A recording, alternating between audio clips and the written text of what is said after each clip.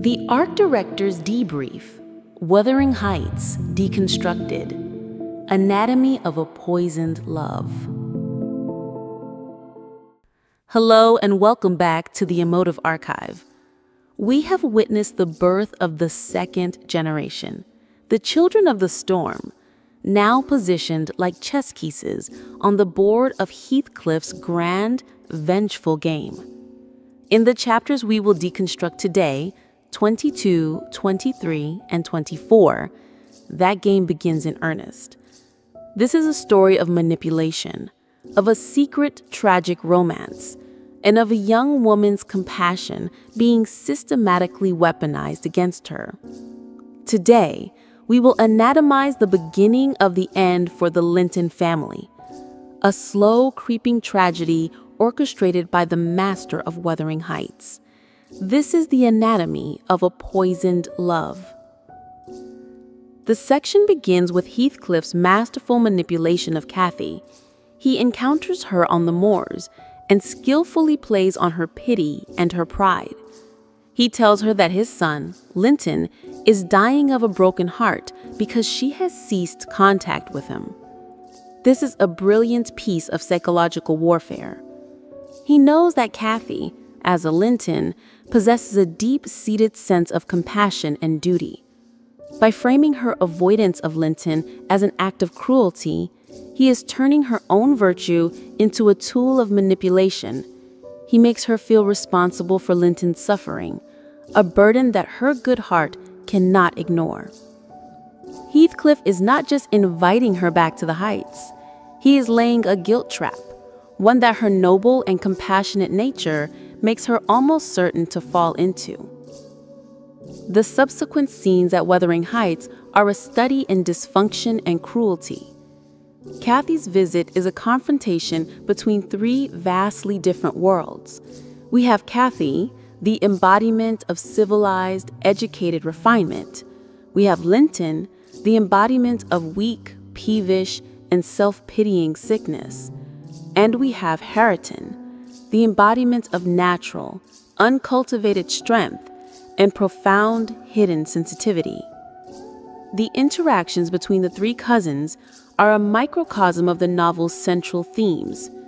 Cathy, in her Linton arrogance, cruelly mocks Hareton's inability to read.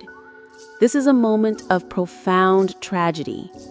Hareton has been desperately trying to educate himself, to make himself worthy of her, and her scorn crushes his fragile efforts. In this moment, Cathy, our heroine, becomes a tormentor, an echo of the very class prejudice that so wounded Heathcliff years ago. Her interaction with Linton is equally fraught. Their conversation is not one of youthful romance, but of argument, of manipulation, of emotional blackmail. Linton is not a lover. He is a whining, self-obsessed tyrant who uses his own weakness as a weapon to control Cathy. The moment she pushes his chair in a fit of frustration is a flash of her mother's wild Earnshaw spirit, a spirit that cannot long endure the suffocating pettiness of Linton's world. However, his subsequent terrifying coughing fit immediately throws her back into a state of guilt and pity. She is trapped. She cannot escape him without feeling like a monster, and she cannot be with him without sacrificing her own vibrant spirit. This is the poisoned nature of their relationship, a bond built not on mutual affection, but on pity, guilt, and manipulation. The final act of this section is the beginning of the secret correspondence. Nellie, in an act of sensible caution, discovers and burns Cathy's collection of secret letters from Linton. This act, meant to protect her, only serves to push Cathy further into defiance. The burning of the letters is a powerful symbol. It is an attempt to destroy a connection that is in reality already deeply rooted in Cathy's compassionate soul. Forbidden from open contact, Cathy finds a new, more dangerous way to continue the relationship, sneaking out at night to exchange letters with Linton through a crack in the wall. This is a critical turning point. Cathy has now moved from simple disobedience to active clandestine rebellion against her father's authority. She believes she is nurturing a secret, tragic love. She does not see that she is merely a fly, willingly and compassionately walking into the spider's web, a web that has been so masterfully woven by Heathcliff. Now that we have anatomized the events of this tragic, manipulated courtship, let us elevate our analysis. The secret romance between Cathy and Linton is not a love story. It is a political act, a carefully orchestrated proxy war waged by Heathcliff against Edgar Linton. The children are not lovers, they are soldiers, and their letters are not love notes. They are missives from a battlefield of psychological attrition. Let us deconstruct Heathcliff's strategy. He has already achieved his revenge on the Earnshaw line by degrading Hareton. Now his target is the Linton legacy. His goal is to seize control of Thrushcross Grange. He cannot do this through force. He must do it through the law. His plan is to unite the two houses through a marriage between their heirs, his son, Linton, and Edgar's daughter, Cathy. This is the same strategy used by European monarchs for centuries, consolidating power and territory through strategic dynastic marriages. Heathcliff is not just acting like a cruel landlord, he is acting like a king, a ruthless political strategist planning for his succession. Linton is his weak, pathetic heir, but he is the heir nonetheless. His value is not in his strength, but in his name and his legal claim. Cathy's role in this is that of the tragic princess in a political marriage. She is not being courted, she is being conquered.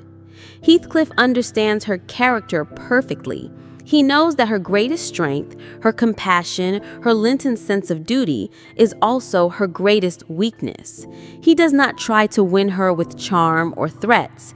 He weaponizes her own pity against her. Linton's illness, his whining, his self-pity, these are not obstacles to Heathcliff's plan. They are the very tools of it. He has created a situation where Cathy feels morally obligated to care for Linton, to save him. She is drawn into the web not by passion, but by her own goodness. It is a deeply cynical and effective strategy.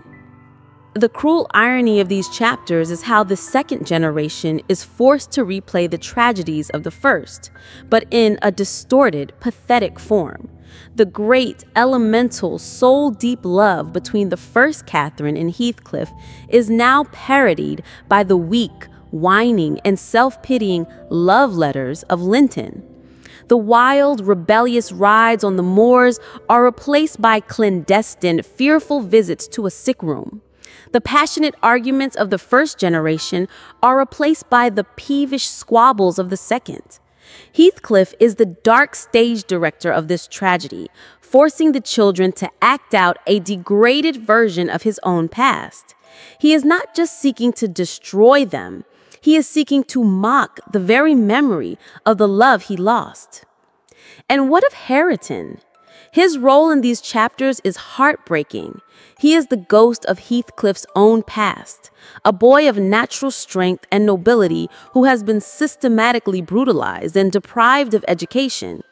When he proudly tries to show Cathy that he has learned to read his own name, he is making a desperate attempt to bridge the social chasm between them. He is trying to become worthy of her. Cathy's cruel, thoughtless mockery is a devastating rejection.